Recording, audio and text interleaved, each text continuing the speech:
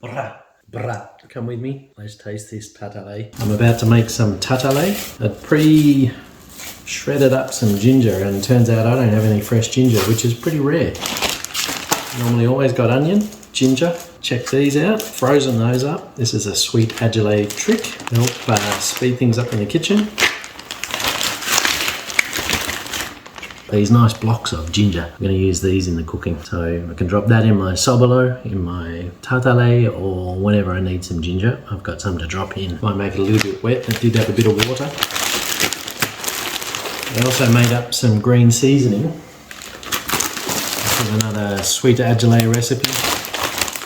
But yeah, I've got these little blocks, all these little beautiful bits. Hot pepper, of course, some green pepper.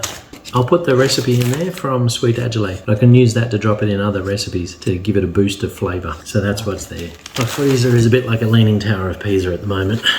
Let's open the door and everything's just going to pile out. I've got these perfectly really ripe plantain. I think I'm going to try and use, let's see, we'll use the biggest ones here. I'll put these small ones aside maybe. There we go. I'll make it out of that. And like I said, there's a few recipes that I'm going to use. Got to get my spices. Let me get those organised and I'll come back to you. Funny enough, when I'm in Ghana, I cut down a lot. I'm not eating anywhere near as bad food. The food is a lot healthier. I seem to go longer. I don't seem to need to eat as much, and I stay away from the candies. I'm actually a pharmacist, so sometimes it can be a little bit stressful. My crutch or my habit or my fix comes from a handful of candy. Usually something gummy, something chewy, something that you can grind out a bit of frustration in. Anyway, let's get back to what we're here for. I'm about to grind up in my asanka with my tapoli. Correct me if that's wrong, if I've used the wrong term. But in my asanka, I've got my onions, I've got my ginger. This is a ginger paste that I made up in the freezer. I needed a little bit of extra, so I was looking for a little itty bitty bit, a little bit to add to it. Got my hot pepper, I've got my spices, I've got some.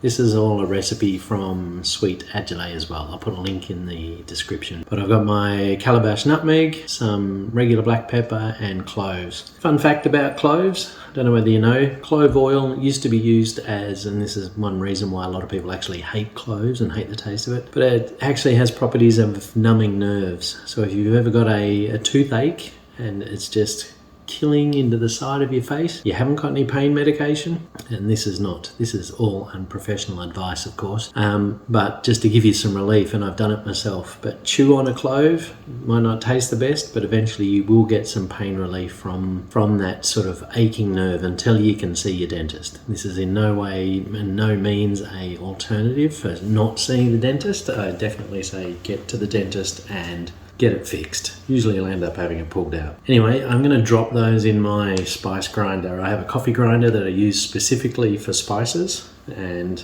I'm just going to cheat and blend them up. I don't want to mix up my coffee grinder for my spice grinder, so I picked that one off probably Facebook Marketplace, or someone was selling it when I first arrived in Canada. You try and pick up what you can cheap. This is what I grind up all my spices in to make my spice mixes. So let's just do that quickly. Anyway, that's done it pretty quick. The nutmeg looks pretty good. It's grounded up. It's a little bit wet, and I'll dust it out when I go to add it. Anyway, just makes it super quick. Makes it a little bit easier when I get there. Got that done. As you can see, I was going to put in 3 big plantains. Maybe I'm going to throw in an extra one. I've got this hot pepper here. That's going to really add a kick. And I think I'll add a little bit of extra onion to go with it. So I've got my onion I'm going to grind up. And according to Sweet Agile and her beautiful song on Tatale, I might add a little bit of extra onion and forgetting flour and salt. Anyway, just before we go on, I've always had a passion and joy of enjoying and using spices, and that comes from going to Iran as a kid and following a mother who enjoyed spices. I don't know how good they are. We were in Iran in 1979 and left right at the beginning of the revolution, and my mother I think she still has some spices. She may have finally cleared them out, but she certainly brought back spices from Iran. So that's where my passion comes from them. What I might add into this video, once I've made these tatale, I might sit down and eat my tatale, and I've also got my sobolo.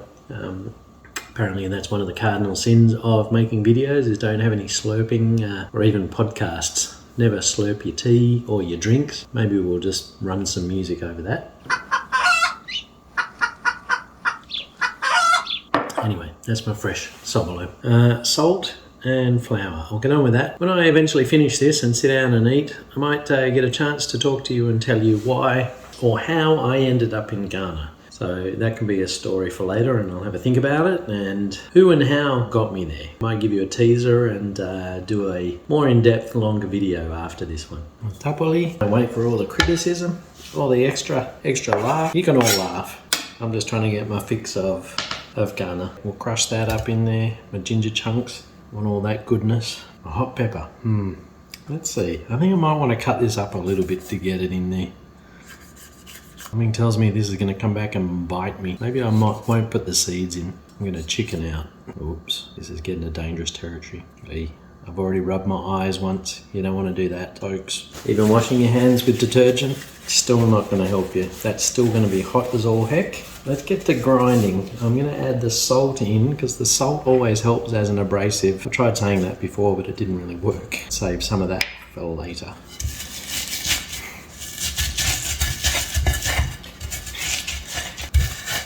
All that ginger. Whee! That hot pepper. I can smell it. It looks like a habanero, but it's a red West Indian pepper. It's probably got its origins in West Africa anyway. Let's just say I'm working my elbow. Getting it. Let's get this other ginger in there. I'll try not to. I usually spread it from here to Sunday.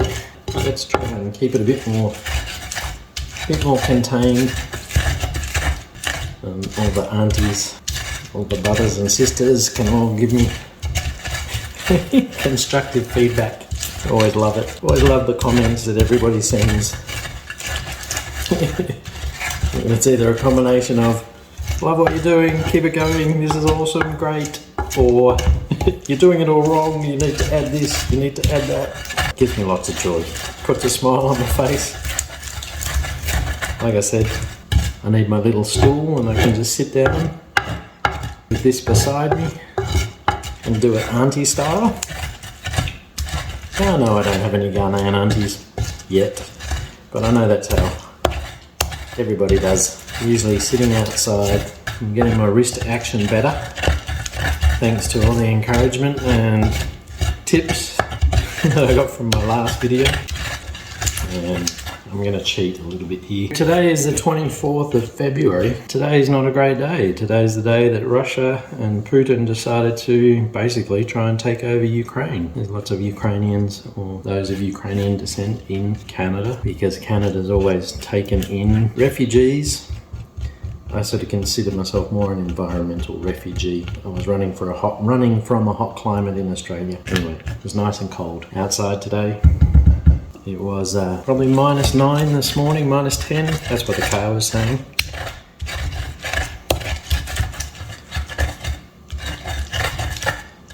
I think I'm probably, you know what I can add in now? I want to add it in with the plantain. Things could be going up in prices a lot. Things are already growing up in prices in Ghana, in Canada, really in the whole world. It's going to be interesting to see how things go. I personally think there's going to be another variant come. I'm kind of in the process of trying to get myself set up doing some online remote work that I can maybe get out of North America for a little while, get to Ghana, and then I can work and be doing all this sort of fun in Ghana while I'm working at the same time from Ghana. And as I hinted earlier, I might give you some tips towards the end of to hang around, come back for another episode of how I'm calling them episodes. Let's just call them videos. Call them episodes. A video on how I ended up in Ghana. Let's get these plantains cut up. Like I said, I will tease you and hopefully bring you back for more, watching and understanding my story of how I ended up in Ghana. It's a long story. It started over a long time. I think I kind of put it as starting maybe in 2010, and it started with a man. That's going to whet your appetite. How did a man take me to Ghana? Well, let's just say it's a man, a woman, a beautiful woman, women, stories, books, understanding, Jamaicans. It goes on. Oh, this is pretty hard. These look super soft on the outside, but these are actually, this is getting softer down towards this end. But you know when you want those soft, juicy, sweet plantain, sometimes you just want a nice sweet plantain. So that's what makes it tricky. Tatale goes with is often bambara beans. So I'm going to need to make a visit up to my buddy. 120, this is horrible. Can't tell what I'm smelling there, but I'm not using the rest of that. It feels like garbage. Some bambara beans. Already just watched one recipe. Why is it so difficult just to get a nice plantain? Where'd these come from? These came from Costa Rica. That's part of our food distribution network, and that feels super tough. Let's cut that bit out. Glad I decided to use the fourth one, because what I'm losing in decent plantain, I'm having to make up because it's dried and dead ass. Like it's soft on the edges, but in the middle of it all. So yeah, books have been super influential in me ending up in Ghana. And that's books that I read. And that one book in particular really sort of fired me up, got my appetite for Ghana especially, really made me want to get there. Okay, let's mash this plantain into this hot pepper sauce. I mean, I could be doing this with a potato mincer, but you know what? You always get a better flavour with the asanka. So I was mentioning before that mother is very influential. We always manage to go somewhere and, you know, probably her influence always along the way of bringing back food and cooking equipment from countries around the world that we've had the privilege and the luxury of being able to visit. She brought back a lot of things actually from South Africa back to Australia after my father worked there for 3 years leading up to the 2010 World Cup. So I managed to visit. Oh, these plantains actually look this golden delicious colour. And maybe there's hope after all. Maybe this red onion hasn't taken over. Nothing like that juicy sound. Mashing stuff up. Dust out this pepper, clove, calabash, nutmeg. Get out all the goodness, all that extra. I'll leave any of that behind. It's all too good. Yeah, this is my coffee grinder that I use specifically for spices. When I make my Indian dishes, Thai dishes. The only thing I seem to make these days, though, really, I should be actually cooking another dish, but the only thing I make these days is really just Ghanaian dishes. Voila. Oops, there we go. Need some more. Now, according to the experts, I've got to get in and taste this before I cook it. See whether my heat is right, my flavour is right. I've got my salt in there. I have made this actually a number of times and made this and taken it to Canadian Thanksgiving. But mind you, it was Thanksgiving with a Ghanaian friend in a South African household with an Aussie as a guest. It was quite the, in some ways, quite the Southern Hemisphere / equator household, the Northern Hemisphere. It's funny how Tatale wouldn't really go down too well with roast turkey. We didn't have beans or bambara beans. Today we are talking about the true West African groundnut, bambara beans. These tough nuts are indigenous to the western tropical part of Africa. I need to, like I was saying before, I need to go up and visit my buddy Enoch at Didi's African supermarket in Kamloops. And this is maybe an indication of my dedication or my passion or stupidity. I'm not quite sure what it is. I drive 120 k's to Kamloops from my town. And funny thing is, after my tiger nut videos and my Sobolo video, I've got someone trying to hook me up and organise for me to bring back tiger nuts from Ghana for them. And this guy's in Toronto, but that's funny. It's like, he's asking, trying to work out if I can bring some back for him. And I'm sort of like, hey buddy, sure, but let me get there first. But anyway, that looks good. Let's give this a taste before we add in our, what did you call them? Sweet Adelaide called it garnish. That looks good. Let's taste that. Let's get a spoon. Damn hard bit of plantain. Damn, that tastes good. Yep, heat's there. That's for sure. Yum. Okay, yum. Yeah. Okay, so this is garnish just to give it a bit of difference.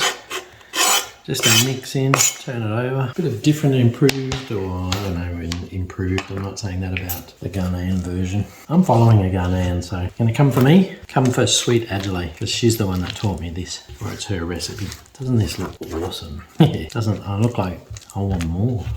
Doesn't look like there's enough. Actually tastes pretty solid. This might be one of my best ones. Ooh. I need to just work on getting to Ghana. That is my challenge right now. Okay, let's take out the Tatale, get in the flour. Sometimes this tends to cake a bit. That looks like it might even end up being too much, but I'm just going to try and fold that through. When I made this before, sometimes, yeah, with that flour, it can get a bit cakey. I'm going to get myself, I've tried with cornstarch. Sweet Adelaide uses roasted corn flour, which I think is better than cornstarch. So that's another one to add to the list of things to get from your local, I say, get it from your local African store. Mine just happens to be run by Ghanaians, luckily enough. So I get to get all the goodness that I'm trying to find. Aunties, I know you can probably see, I'm going to say it's onion, not flour. Hit me with the tips on how to improve it. Yes, I want to get some of the roasted corn flour because I'm sure it'd be better that way. Let's get frying. So I've got my palm oil from Enoch in Kamloops, and it's been so cold here I've had to run it under hot water to get it to melt. Anyway, this is from Nigeria, and whoops, maybe that's a bit too much. We don't want to use too much in there to begin with. Let's get the paper towel out because, like I said, this is going to get messy. That smell of palm oil, like, I don't know what it is. It's just a distinct smell, but when you eat this, it's delicious. The flavour that the palm oil gives, I don't know whether it's nutty, maybe that's why they have palm nut soup, but that flavour is something else. Anyway, let's get frying. I'm going to try and see if I can work this out and not make too much of a mess. Let's go. Ooh, that's already starting to smoke. Let's get some of this in. Sorry guys, we might have to fan this. It's going to bugger up the sound. Just all watch and admire that clean stove, because as soon as I start cooking with this red palm oil, it's about to get messy everywhere.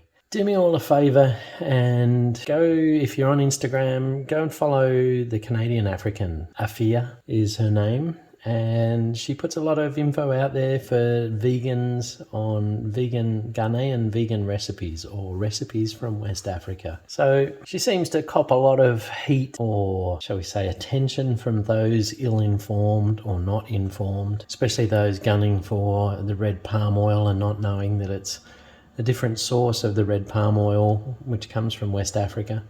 The one I have at the moment is actually from Nigeria, and versus the Malaysian or Southeast Asian one, which is farmed for, that's used in food products and banned and opposed to. So this is totally different, but let me tell you, the flavour that comes from this is unique all in itself and is actually delicious. Especially doing this recipe this way. I've actually played around and done my kelly in red palm oil. It's actually turned out okay, but I'm pretty sure it's not meant to be how it's done. But this one, this is actually delicious. So go over, follow Afia, the Canadian African, on Instagram. I'll put a link to her page in the description. I think I'm getting a little bit better at that. And go follow her and give her some love. Give her some, for all those Ghanaians out there following me, give her some Ghanaian love. And she's doing awesome stuff, all while she's trying to complete a PhD. Give her a shout out. Maybe even tell her that you came from here or that I sent you. Because I tell you, the heat, the garbage that she has to cop and put up with and explain can be really annoying, especially when it comes to eating with hands. And let me just throw that in there. Eating with hands the way that I did in Ghana and the food that I ate in Ghana, I did not get sick like I have been sick in Southeast Asia. My stomach was solid in Ghana. So for all the cleanliness, or what may not look like it, but it's all cooked food, it's all delicious. And I say definitely go to West Africa, definitely go to Ghana if you want to explore food and rely on not getting sick. Maybe I was lucky. Maybe my trip to Guatemala had sort of seasoned me and prepared me for what was to come. Anyway.